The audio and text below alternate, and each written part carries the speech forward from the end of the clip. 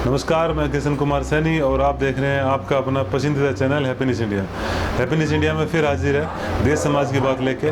भारत जोड़ो यात्रा लगातार जब से भारत जोड़ो यात्रा कांग्रेस की शुरू हुई है तब से नए नए विवाद, नए नए एक तरीके से बात करें कि देश का हॉट टॉपिक बन चुका है। वो कैसे, पूरी जानकारी जानेंगे और सारे मुद्दे बताएंगे आपको कि कैसे भारत जोड़ो यात्रा की शुरुआत हुई और क्यों ये लगातार सुर्खियों में बनी हुई है। भारत जोड़ो यात्रा 7 सितंबर से शुरू हुई थी। कांग्रेस की एक महत्वाकांक्षी यात्रा है जो लगभग 150 दिनों तक पूरे देश के अंदर घूमेगी और लगातार लोगों से संपर्क करेगी। जो कांग्रेस पार्टी के द्वारा कही गई बात है कि महंगाई का, बेरोजगारी का, भ्रष्टाचार का मुद्दा जनता के बीच में लेके जाएंगे।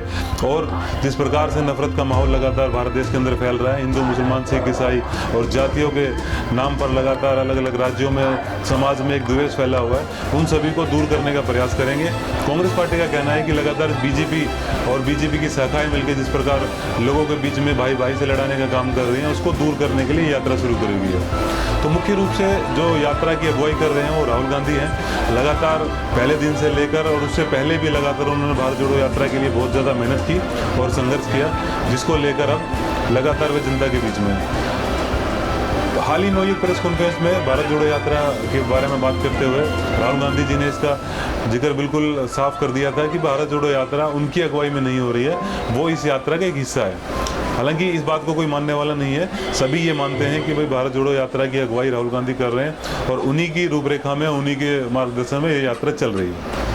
इसी बात को लेके सभी विवाद जन्म ले रहे हैं। वो कैसे कि लगातार जब से यात्रा शुरू हुई है तब से पूरी की पूरी यात्रा और मुख्य रूप से राहुल गांधी भारतीय जनता पार्टी के निशाने पर है। अब उन्होंने क्या क्या कहा और कैसे कैसे फिर कांग्रेस ने उसका जवाब दिया, उन सभी के बारे में आज हम चर्चा करने के लिए हम मौजूद है और वो बताएंगे कि वो कितना सही है कितना नहीं। सबसे पहले जानते हैं कि विपक्ष का काम क्या है, जो आज मुख्य धारा का मीडिया लगातार नहीं दिखा रहा है। विपक्ष का काम होता है जो सरकार के किए हुए काम है उसकी आलोचना कर रहा है, जनता के मुद्दों को सरकार के समक्ष लेके जाना, संसद में लेके जाना और जनता के बीच में लेके जाना। सरकार जो कानून बना रही है उसको लेके जनता के बीच में बताना कि ये उनके लिए कितना फायदेमंद है और कितना नहीं, और लगातार आमजन से जुड़ी हुई समस्याओं को लगातार उठाते रहना, जो कि विपक्षी पार्टियां लगातार कर भी रही है। मगर आज का मुख्य मीडिया जो है वो लगातार सरकार से सवाल ना पूछ के लगातार विपक्ष की ही लगातार उनके पीछे लगा रहता है और उनसे ही सवाल पूछता है, चाहे वो किसी भी प्रकार से हो, चाहे वो विपक्षी पार्टियों के मुख्य जो नेता हैं उनसे,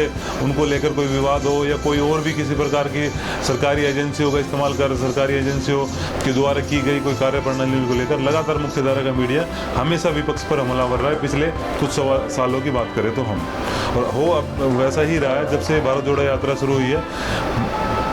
एक तो सरकार का हम बात करें, चाहे बीजेपी का जो अटैक है वो लगातार हो रहा है, उसके साथ साथ जो हमारा मीडिया है वो भी लगातार सिर्फ और सिर्फ जो कोई, अगर हम यात्रा की, अभी मौजूदा यात्रा की ही बात करेंगे तो इस पर लगातार वो राहुल गांधी पर अटैक कर रहे हैं और कांग्रेस पार्टी पर अटैक कर रहे हैं। वो किसी भी प्रकार से ये सवाल नहीं पूछ रहे कि भाई जो महंगाई, बेरोजगारी का मुद्दा कांग्रेस उठा रही है वो सरकार से सवाल पूछने की कोशिश करे कि भाई ये सही है गलत है, क्या आज देश में महंगाई है कि नहीं, क्या देश में बेरोजगारी है कि नहीं, क्या लगातार किसी हर चीज़ के दाम बढ़ते जा रहे हैं नहीं जा रहे। ये कोई सवाल आजकल किसी भी प्रकार से कोई पूछने को तैयार नहीं है। सबको सिर्फ और सिर्फ दो चीज़ों से पसंद रहेगा, या तो राष्ट्रवाद या फिर धर्म।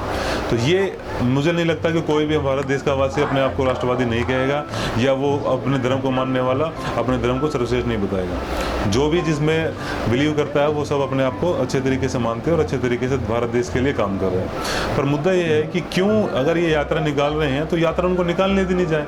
भाई कोई भी पार्टी को हक है वो अब जनता के बीच में जाने का, उनके मुद्दे उठाने का, उनके बीच से संपर्क करने का, चाहे वो अपने पार्टी को मजबूत करने के लिए हो, चाहे देश में आने वाले इलेक्शन को लेकर अपनी भूमिका बनाने के लिए हो, तो वही पार्टी कांग्रेस पार्टी कर रही है। तो उनको ऐसा अधिकार क्यों नहीं है, जिसको लेकर लगातार यहाँ तक कि बीजेपी के अमित शाह जी ने भी सवाल खड़े करे इस यात्रा को लेकर।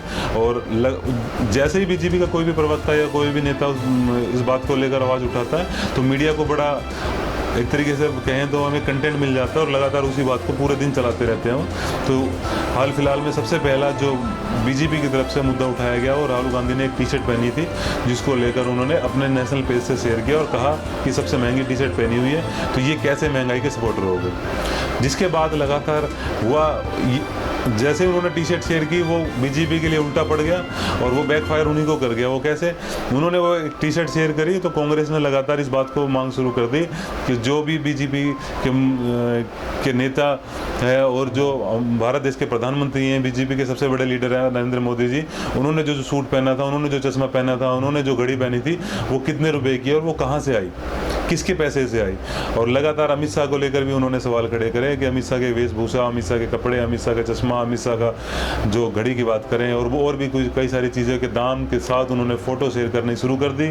जो शाम होते होते सुबह उन्होंने टी शर्ट की शेयर करी, उन्होंने तुरंत इनके कपड़ों की शेयर कर दी, तो शाम होते होते ये ज़्यादा ट्रेंड करने लग गया कि भाई हमारे देश के जो बड़े नेता हैं, अमित शाह की बात करें या नरेंद्र मोदी की बात करें, तो इनके पास ये कहाँ से खरीद रहे हैं।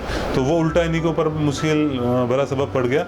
के बाद जो उन्होंने मुद्दा उठाया वो उठाया कि कांग्रेस पार्टी की यात्रा में कंटेनर चल रहे हैं कि वो एसी वातानुकूलित कंटेनर है, तो अगर ये यात्रा निकाल रहे हैं तो उसमें भाई एसी कंटेनर की क्या जरूरत है। तो वो भी उनके लिए उल्टा पड़ गया, क्योंकि जब पहले कोई भी यात्रा निकली है, हम मुख्य रूप से बात करें बीजेपी की एक रथ यात्रा निकली थी, तो जिसको लेकर कांग्रेस ने तुरंत सवाल खड़े करने शुरू कर दिए कि वो आज से 10 को पुरानी बात है, तब वो कंटेनर एसी वाले होते थे, उनके वो जो रथ था वो एसी वाला था। तो आज तो आधुनिक ज़माना है। तो और वो जो कंटेनर की तस्वीरें भी शेयर की गई, छोटा छोटा कंटेनर है, एक उसके एक के अंदर किसी में 5 आदमी की, किसी में 8 आदमी की रहने की व्यवस्था की हुई है। और जब पूरे दिन 21 किलोमीटर 22 किलोमीटर चलने के बाद, जब और लोगों से हज़ारों लाखों लोगों के हुजूम से मिलने के बाद जब लोग थक जाते हैं, पैरों में छाले पड़ जाते हैं, तो रात को सोने की व्यवस्था के लिए ये कंटेनर बनाए गए हैं कि कहीं किसी लग्जरी होटल में नहीं सो रहे हैं, किसी होटल का रूम नहीं बुक कर रहे हैं, साथ साथ चल रहे हैं। और किसी स्कूल के अंदर कुछ या फिर किसी विश्राम घर ऐसा हो, कोई कम्युनिटी सेंटर, वहाँ पे जाके खड़े होते हैं, वहाँ पे सो जाते हैं, कुछ लोग बाहर भी सोते हैं। तो ये कंटेनर जो बनाया गया जिसमें दवाइयाँ भी रखी हुई है और अन्य व्यवस्था भी बनी हुई है, उसका भी उन्होंने जवाब दिया। और जो रथ यात्रा की बात करी जिसमें बताया गया कि वो चलते ही उस रथ में थे, इसी रथ में, तो वो भी जवाब दिया गया जो उल्टा उनके ऊपर बैकफायर कर गया।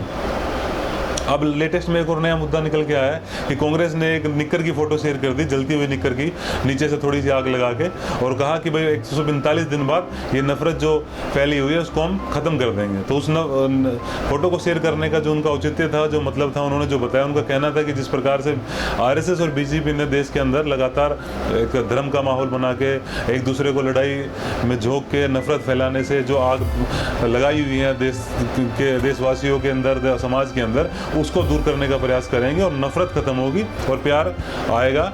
जो ये इनकी यात्रा निकल रही है 150 दिनों की सद्भावना यात्रा, उससे प्यार की संचार होगा पूरे देश के अंदर।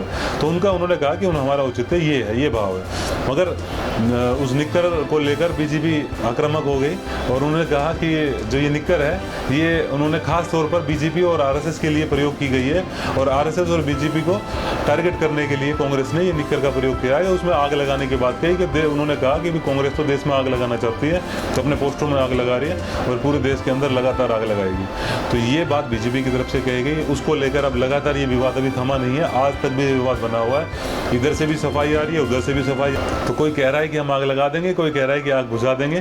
तो ये बात लगातार बनेगी और जब तक ये यात्रा चलेगी, जब तक ये यात्रा विवादों में रहेगी और टॉप सुर्खियों में बनी रहेगी, ऐसा शुरुआती रुझानों से प्रतीत हो गया है। क्योंकि हाल फिलहाल के 7 दिनों की बात करें, आज 7वां दिन है, इसके 7 दिनों की बात करें तो ये पहले दिन से लेकर अभी तक पूरी यात्रा सुर्खियों में चल रही है। और मैं तो कहूँगा कि कहीं ना कहीं बीजेपी ने ही ये सुर्खियों में बनाई हुई है। लगातार डेली वो पोस्ट करते हैं, डेली यात्रा के बारे में खामियां निकालने की कोशिश करते हैं, जिससे मीडिया भी चर्चा कर रहा है, आम जनता भी चर्चा कर रही है और लगातार मैसेज जा रहा है कि हाँ कुछ तो हो रहा है।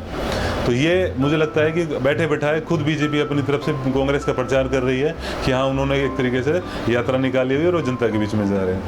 देखना होगा कि किस प्रकार से कांग्रेस की यात्रा आम जनता को टच कर पाती है, क्या वो जो मैसेज लेके जा रहे हैं वो जनता के बीच में पहुंच पाता है। महंगाई, बेरोजगारी, भ्रष्टाचार और देश के अंदर एक माहौल प्यार वाला बनाने का, फिर से लोगों को जोड़ने का, ये माहौल जो अपनी तरफ से कांग्रेस पार्टी कह रही है, क्या वो बना पाएंगे? क्या दोबारा उनको किसी प्रकार से चुनाव में फ़ायदा होगा, या कांग्रेस पार्टी को जिस प्रकार से कह रहे हैं कार्यकर्ताओं को फिर से जान बूझ उनके अंदर भरने की, कितना उनको फ़ायदा होता है और कितना बीजेपी को, कांग्रेस को लगातार जो नीचे दिखाने की कोशिश कर रही है रही है, उनको टारगेट करने की कोशिश कर रही है। तो लगातार दोनों एक दूसरे से लड़ाई कर रहे हैं। सारी जानकारी हम देते रहेंगे। आज मैंने निष्कर्ष निकाला है जो फिलहाल इन दोनों के बीच में वाद विवाद चल रहा है। लगातार वहाँ के जो यात्रा में जो लोग मौजूद है उनसे भी मैं आपको मिलवाऊंगा, उनसे भी बातचीत करवाएंगे और जो मौजूदा रुझान है वहाँ पे क्या चल रहा है वो भी हम उनसे जानने की कोशिश करेंगे और यहाँ के लोकल नेताओं से भी जानने के प्रयास करेंगे कि जो क्या समझते हैं बीजेपी और कांग्रेस वाले इस यात्रा को लेके।